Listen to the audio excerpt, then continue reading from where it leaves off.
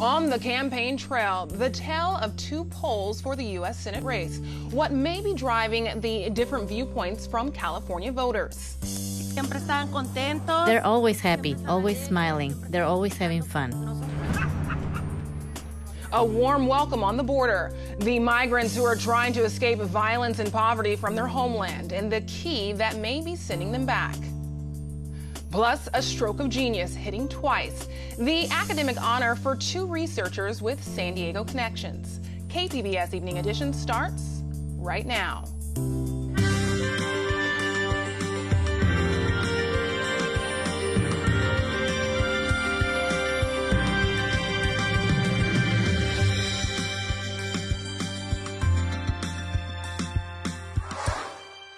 Good evening. Thanks for joining us. I'm Ebony Monet. Thousands of Haitian and African migrants continue to flow into Tijuana on their way to the U.S. But today, the Department of Homeland Security announced it's going to start sending many of the Haitians back to Haiti. This move lifts special protections that shielded Haitians from deportation after their nation's 2010 earthquakes. In a statement, Homeland Security Secretary Jay Johnson says the situation in their homeland has improved sufficiently, allowing the U.S. government to remove Haitian nationals on a more regular basis. This would be consistent with the practice for nationals from other nations. Meanwhile, Tijuana must deal with their unprecedented numbers. KPBS's Fronteras reporter Jean Guerrero says the Tijuana residents are responding with unusual hospitality. Tijuana resident Janet Aguilar sits with two little Haitian children on the sidewalk, exchanging food and kisses.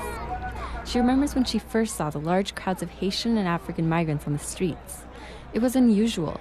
Only about 1% of Mexico's population is black.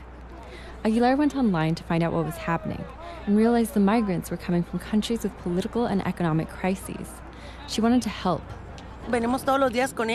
We come every day with them. We bring them candy, food. We're with them a little while. Yesterday, they braided my whole head of hair. The streets of Tijuana have long been filled with migrants heading to the U.S., mostly from southern Mexico and Central America.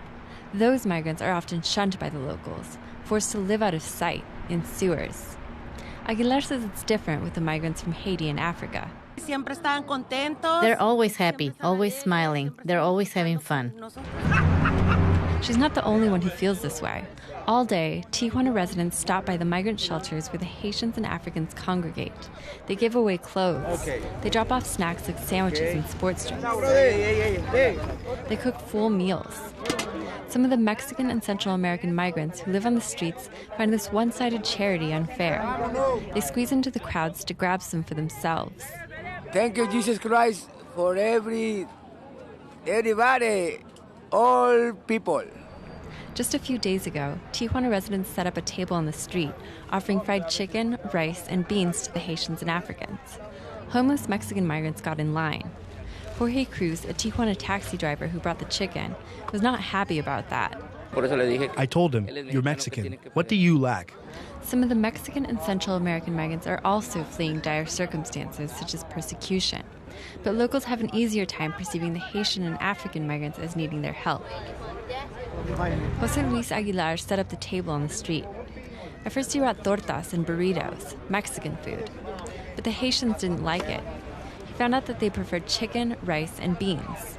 But right now we just find out they like whole beans, not crushed beans. The surge of Haitians and Africans started in May. Since then, migrant shelters like the Desayunador Salesiano have housed and fed thousands. But as more keep coming, it's starting to be too much for the shelters.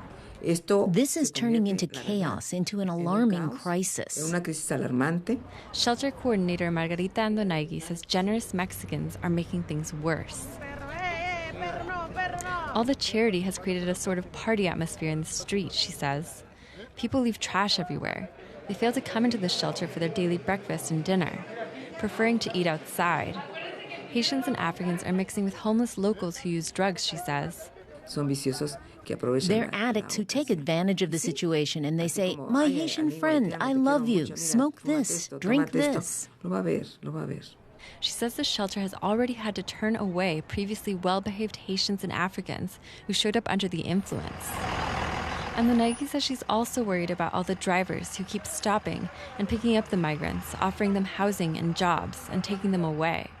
Where did it take them? What was the purpose of taking them? They don't know what they're getting into.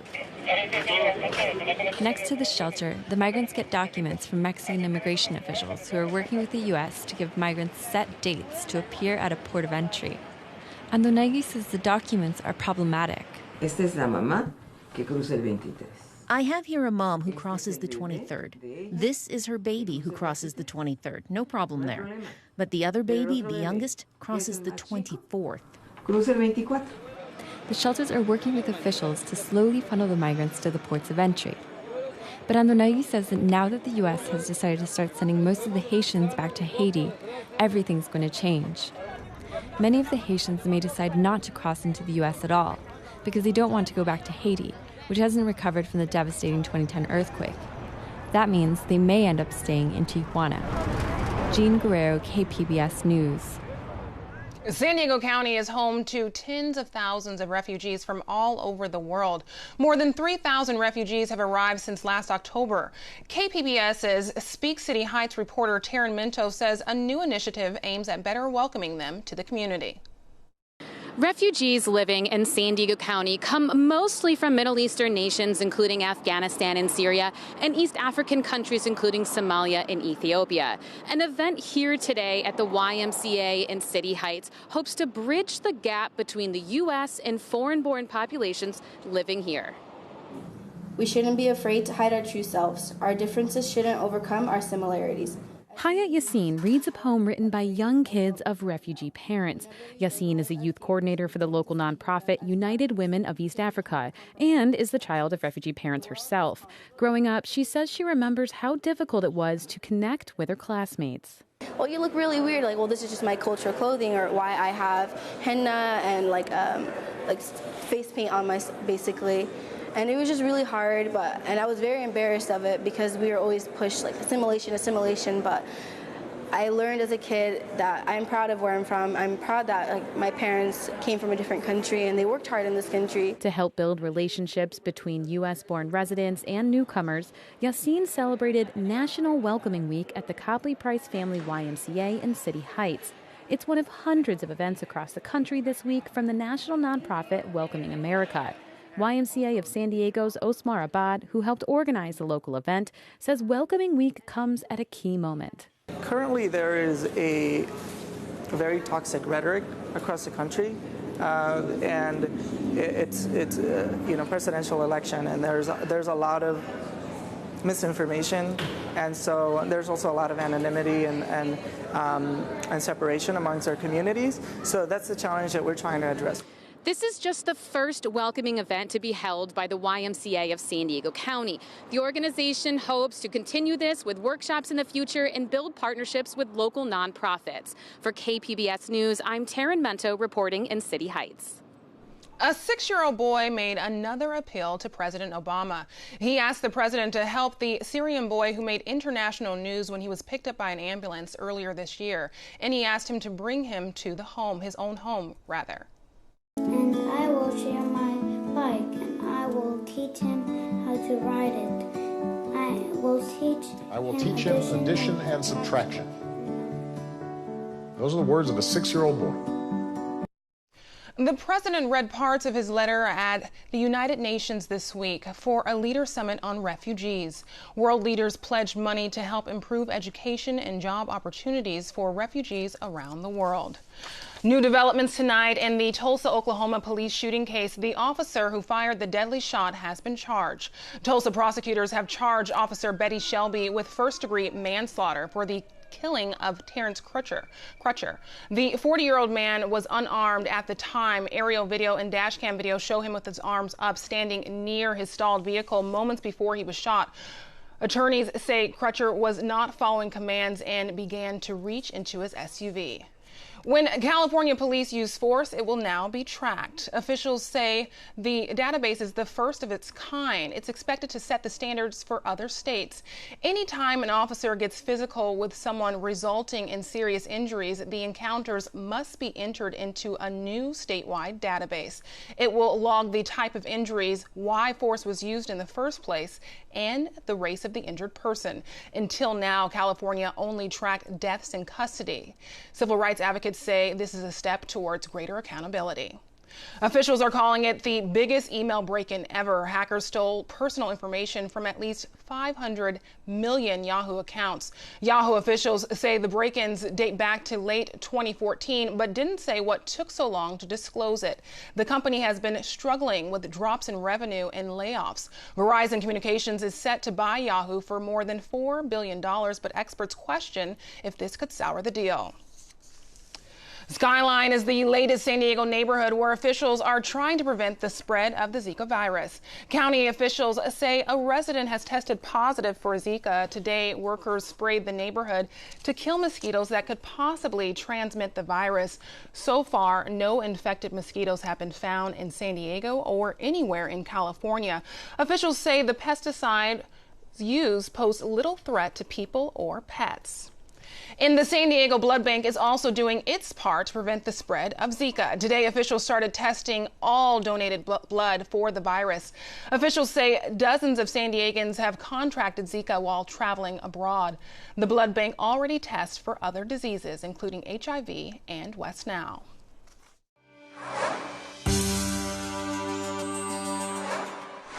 Two scientists with ties to San Diego have been awarded the MacArthur Fellowship, unofficially known as the Genius Grant.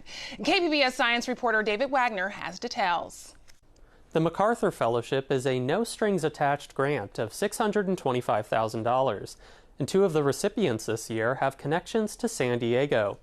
At the Scripps Research Institute in La Jolla, chemist Jin Kwan Yu is studying ways to manipulate carbon-hydrogen bonds. In a video posted to the MacArthur Foundation's website, he says these bonds are difficult to break, but doing so could create new molecules for a wide variety of applications.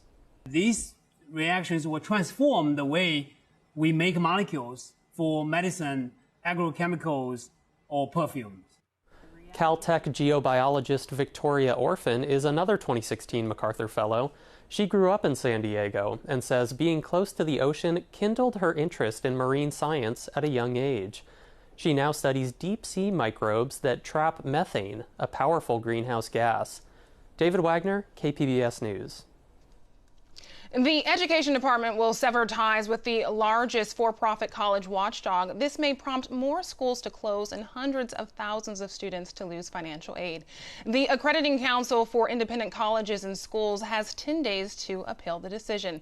The agency has been accused of lax oversight of its schools, including ITT Educational Services. Today's move means hundreds of schools will have to find a new accreditor or lose access to federal financial programs.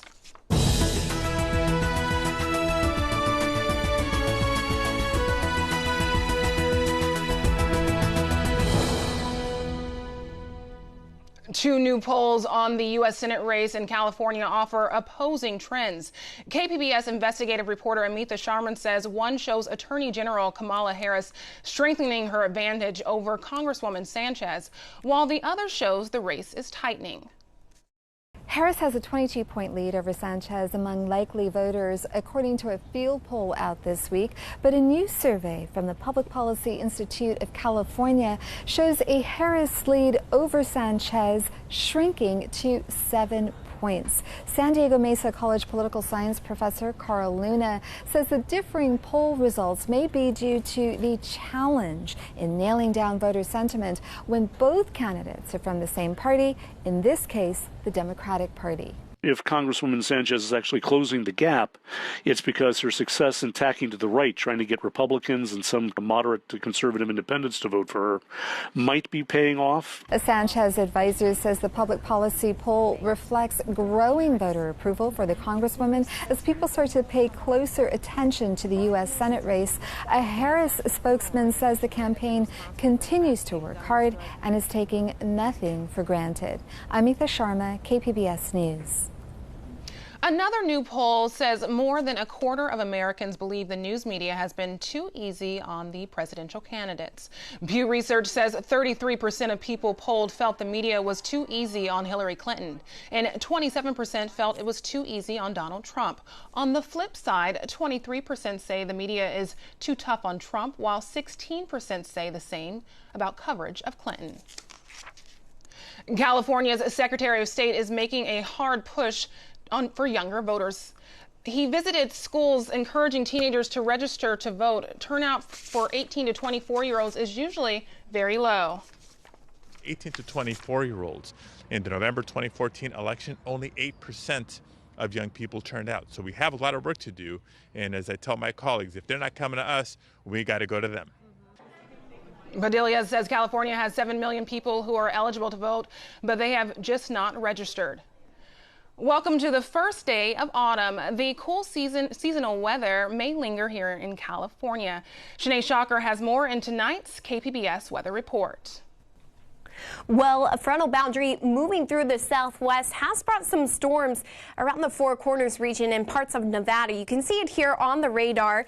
This line of thunderstorms right here dropping quite a bit of rain out near Salt Lake City and also into Nevada as well. But in San Diego, we're really not seeing too much, maybe some spotty showers here and there, but that sun is definitely out. Now into tonight, we'll begin to see those clouds build again. 64 degrees for your low. And as we look around the county, temperatures are quite nice, feeling like fall in Ramona, 47 degrees, Mount Laguna, 35 degrees out there, Chula Vista at 50 degrees, and Oceanside sitting at 57 for this evening. Here's your setup for Friday. There is that drop in the jet stream that's brought in some cooler conditions inland. Ahead of that front are those spotty thunderstorms, but because of this ridge right here, there is an area of high pressure that's bringing in some warmer conditions around the coastal regions. As you head into Friday and into your weekend, we'll begin to see a warm up. Check it out. For your Friday, 76 degrees as that front and that high ridge of high pressure moves in. We start to see those temperatures increase into the low 80s for your weekend. But check out Monday and Tuesday, the start to your work week. We're into the upper 80s. Plenty of sun. And on Tuesday, low clouds, and then that sun will break again. So warmer out on the coast. Now, as you check out inland, it's also going to be on a warming trend because of that ridge of high pressure moving inland. Friday, we see temperatures in the low 80s. By Saturday, we're back up into the 90s, 92 on Sunday, 93 to start the beginning of your work week on Monday and Tuesday. So very warm. Your lows are going to sit in the 50s all week. So that is the time to get outdoors and do your outdoor activities. Maybe go for a bike ride or a run. Should be quite fun. All right. As we head into the mountain regions, it's cooler here, which is always nice. 66 degrees on your Friday. That temperature will build, though. That ridge of high pressure also affecting the mountain regions. Getting into the mid-70s by Saturday. On Sunday, 78. The beginning of your work week looking very nice, 78 degrees. But we'll get up into the low 80s by Tuesday. So much cooler and more comfortable conditions in the mountain areas of the Southwest. And last but not least, we head out to the deserts once again, and it's very warm. Check out Friday, sunny or sunshine here, 88 degrees for your high, and it builds back into the mid-90s by Saturday and Sunday. Plenty of sunshine. It begins to dry out near Phoenix. And a very warm start to your Monday and Tuesday, 97 degrees. We're nearing the triple digits again. Definitely not feeling like fall, but at least we have that sunshine. I'm Shanae Shocker, KPBS News.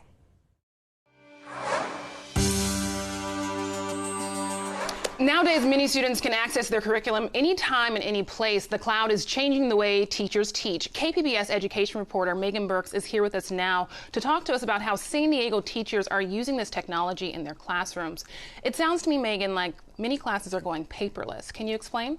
Yeah, a recent nationwide survey showed that the majority of educators are hoping that half or more of their classroom materials will be online in the next 3 years. And one of the ways that they're doing that is with Google Classroom. So this is sort of an online space where classes, students, and teachers can upload documents, generate documents, and save them. And they can actually turn in their homework and get feedback right there in that online space. We wanted to see it in action, so we headed up to the Casita Center for Technology, Science, and Math in Vista this week to see how they're using it to do peer reviews in a writing exam. Today what we're going to do is we're going to be looking at each other's personal narratives that we have posted on Google Classroom. Fifth grade teacher Cindy Liu's students turned in their essays digitally through a Google Drive personalized for their classroom. It's less paperwork for Liu to lug around, and it lets students give feedback on each other's work by typing in their comments. I'm hoping that actually they're learning something so that they can improve upon their own writing piece. So maybe if they're catching parts where the climax isn't there or isn't elaborated, maybe they can go back into their own work and look at their own climax. It also makes things easier for students and their parents. After you do your homework, you don't have to worry about forgetting anything. You can just turn it in then. So Megan, what other technologies are being used in the classroom?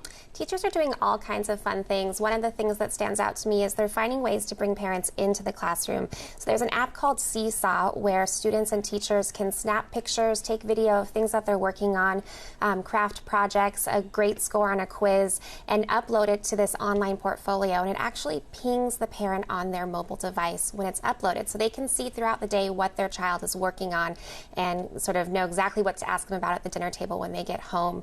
Another one that teachers are using is called Socrative. This is a quizzing tool. You put your quiz up on the screen and students can respond to the multiple choice question with their mobile device, and they can see the results roll in real time. And this is sort of a low stakes way of quizzing to check in on your students, see how they're understanding the lesson, and maybe tweak your lesson if they're not understanding. And then the third one that I think is really fun is called ChatterPix, and this is a way where you can actually make a photo speak. You can make its mouth move, and you can have you can put your voice behind the picture.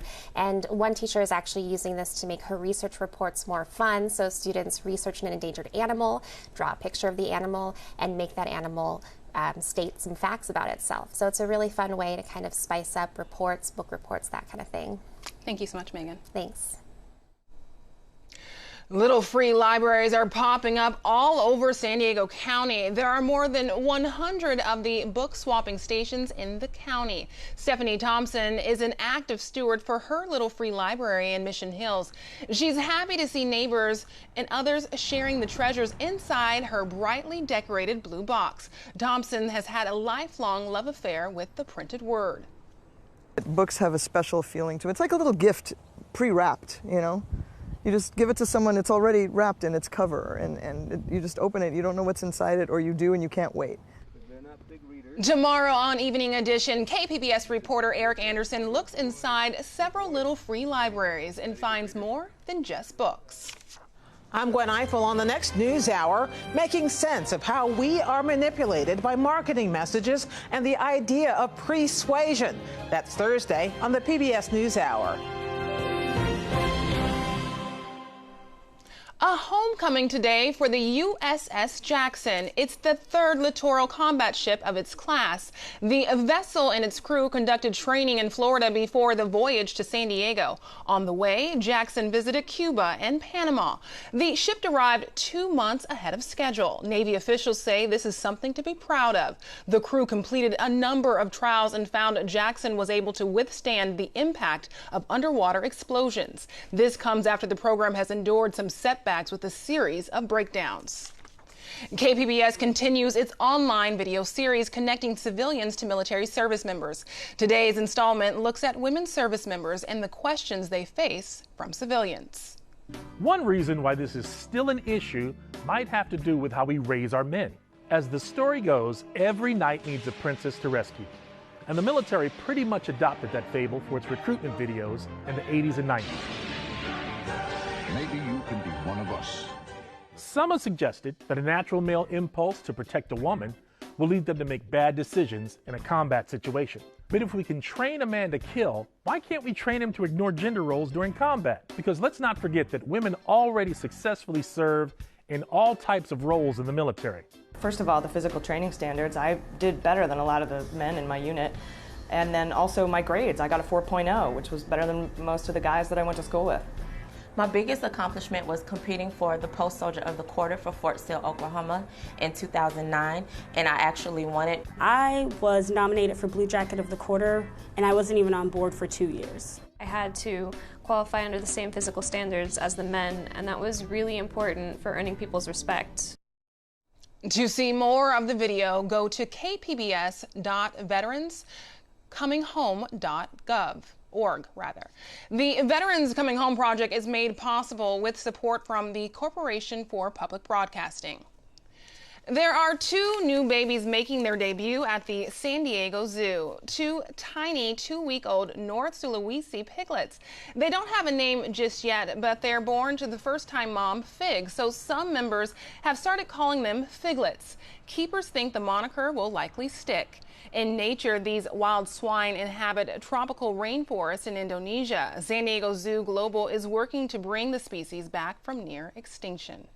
Now, here's a look at what we're working on for tomorrow in the KPBS newsroom. On Morning Edition, a fake documentary about the fake lunar landing, the filmmaker who snuck into NASA to make it. And on Midday Edition, your wrap of weekend events. And not just the weekend, but the whole fall season of new music, theater, and dance. That's tomorrow on KPBS Radio.